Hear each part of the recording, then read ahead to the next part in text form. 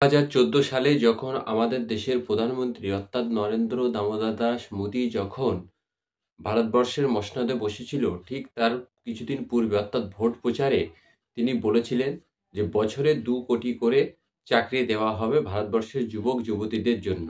আজকে নরেন্দ্র মোদীর 10 বছর পূর্ণ হওয়ার পরেও বছরে 2 কোটি কি বছরে 2 লক্ষ যুবক যুবতী চাকরি পাচ্ছে কিনা, সেটা যখন একটা বড় প্রশ্নচিহ্নের মধ্যে দাঁড়িয়ে গেছে, দেশের অত্যন্ত নিম্ন শ্রেণীর মানুষেরা, বিলো প্রপার্টির মানুষেরা যখন 3 বেলা দুমুঠো ভাত খেতে পারছে কিনা ঠিকঠাকভাবে, এই প্রশ্ন যখন বিশ্ব ক্ষুধাসূচকের আ স্কেল প্রকাশ হচ্ছে, সেখানে ভারতের স্থান অত্যন্ত খারাপ দেখাচ্ছে।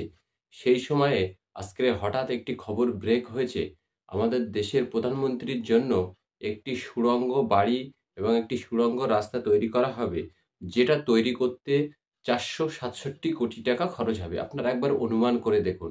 আমাদের দেশের প্রধানমন্ত্রী একটি সুড়ঙ্গ পথ এবং একটি সুড়ঙ্গ বাসভবন বানাবে, তার জন্য 467 কোটি টাকা খরচ হচ্ছে এবং যে বাড়ি এবং সুড়ঙ্গ পথটি বানাবে সেটির আয়তন হচ্ছে 36,328 বর্গ 36,328 স্কয়ার ফুট। অর্থাৎ এই যে পরিকল্পনা বা চিন্তাভাবনা, এই চিন্তাভাবনার সঙ্গে আপনারা একবার একেবারে গ্রাস রুটে, একেবারে গ্রাম বাংলার প্রত্যন্ত এরিয়া জুড়ে সারা ভারতবর্ষের যে সমস্ত দরিদ্র সীমার নিচে মানুষ বসবাস করছে, তাদের কথা একবার চিন্তা করুন।